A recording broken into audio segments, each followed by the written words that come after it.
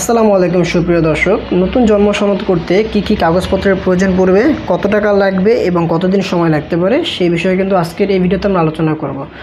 তো নতুন যখন আপনি একটি জন্ম সনদ করতে যাবেন তখন কিন্তু বয়স ভেদে আপনার ডকুমেন্ট ভিন্ন হতে পারে। যেমন যদি আপনার বয়স বেশি হয় অথবা যদি আপনার নিজের এনআইডি কার্ড থাকে, সেক্ষেত্রে আপনার যে ডকুমেন্টটি লাগবে সেটি হচ্ছে আপনার এনআইডি কার্ডের কপি এবং আপনি যে বাসায় থাকেন সেই বাসার ইউটিলিটি বিলের কপি হতে পারে, সেটা বিদ্যুৎ, পানি, গ্যাস যে কোনো একটি ইউটিলিটি বিলের কপি দেবেন। তো এই দুইটি ডকুমেন্ট দিয়ে কিন্তু আপনি আপনার জন্ম সনদ করে ফেলতে পারবেন যদি আপনার এনআইডি কার্ড থাকে। যদি আপনার এনআইডি কার্ড না থাকে সেক্ষেত্রে প্রয়োজন পড়বে আপনার স্কুল সার্টিফিকেট, বাবা মার এনআইডি কার্ড এবং ইউটিলিটি বিলের কপি।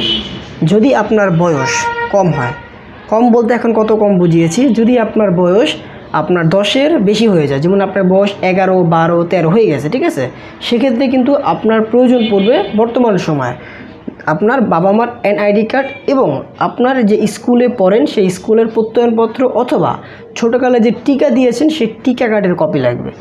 আর যদি আপনার বয়স থাকে ছোট, যেমন আপনার 10-এর নিচে, এখনও 10 বছর হয়নি, 5, 6, 8, 9, ঠিক আছে, মানে 10 পর্যন্ত, 10 এখনও পার করেননি, তো তাদের ক্ষেত্রে প্রয়োজন পড়বে বাবা মার অনলাইন বার্থ সার্টিফিকেট, যেটা কিন্তু অবশ্যই অনলাইন হতে হবে, বাংলা এবং ইংরেজি দুটাই থাকতে হবে।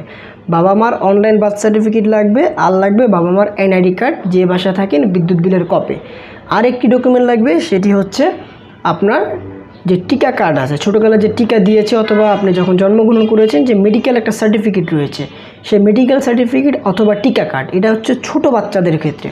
আর যাদের বয়স একটু বেশি, 15 পার হয়ে গেছে, মানে 11 থেকে 20-এর মধ্যে, তো তাদের ক্ষেত্রে স্কুলের প্রত্যয়নপত্র অথবা স্কুল সার্টিফিকেট, বাবা মার এনআইডি কার্ড আর ইউটিলিটি বিলের কপি।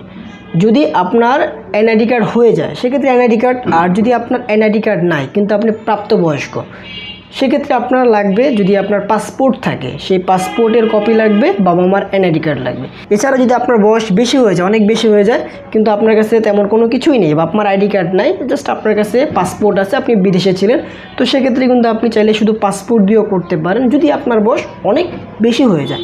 এছাড়া আপনি বয়স 22, 23 বা আপনার 30-এর মধ্যে থাকলে সেক্ষেত্রে আপনার সার্টিফিকেট বাবা মার আইডি কার্ড দিয়ে কাজ করতে পারবেন।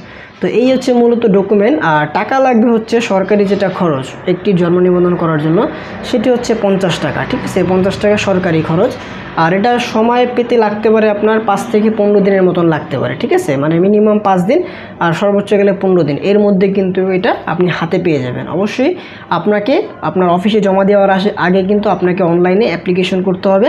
অনলাইন অ্যাপ্লিকেশন করে আপনাকে সেই ডকুমেন্টগুলো নিয়ে যেতে হবে।